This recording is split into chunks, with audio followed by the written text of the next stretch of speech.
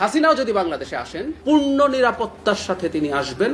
সাবেক প্রধানমন্ত্রী ও আওয়ামী লীগ সভাপতি শেখ হাসিনা দেশে ফিরলে পাবেন পূর্ণ নিরাপত্তা, সাথে বিচারিক প্রক্রিয়ায় অংশ নেওয়ার সব ধরনের সুযোগ। ভারতীয় গোয়েন্দা সংস্থা প্রধানের বাংলাদেশ সফরের পরদিনই এমনই মন্তব্য করেছেন প্রধানমন্ত্রীর তথ্য ও সম্প্রচার বিষয়ক উপদেষ্টা ডাক্তার জাহেদুর রহমান।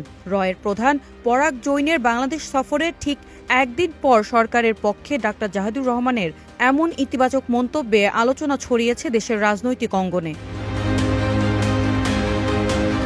মঙ্গলবার সচিবালয়ে এক সংবাদ সম্মেলনে ডাক্তার জাহেদুর রহমান বলেন, শেখ হাসিনা বাংলাদেশে ফিরলে পূর্ণ নিরাপত্তার সঙ্গে বিচারিক প্রক্রিয়ায় অংশ নেবেন, আর আদালত যে সিদ্ধান্ত দেবেন তা সবাইকে মেনে নিতে হবে।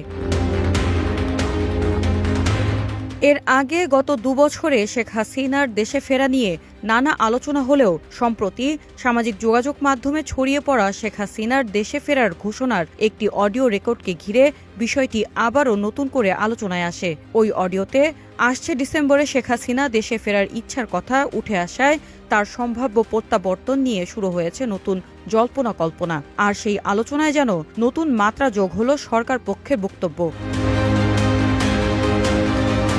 2 বছর আগে 2024 সালের 5 আগস্ট ক্ষমতা চুক্তির পর থেকেই ভারতে অবস্থান করছেন সাবেক প্রধানমন্ত্রী ও আওয়ামী লীগ সভাপতি শেখ হাসিনা। ডক্টর ইউনূসের শাসনামলে ইতিহাসের সবচেয়ে বেশি অবনতি ঘটে বাংলাদেশ ভারত কূটনৈতিক সম্পর্কে, কিন্তু তারেক রহমানের হাত ধরে বাংলাদেশ ভারত সম্পর্কের টানাপোড়ান কাটতে শুরু করায় শেখ হাসিনার দেশে ফেরার বিষয়টিও নতুন করে এসেছে আলোচনার কেন্দ্রে। News desk, green TV digital.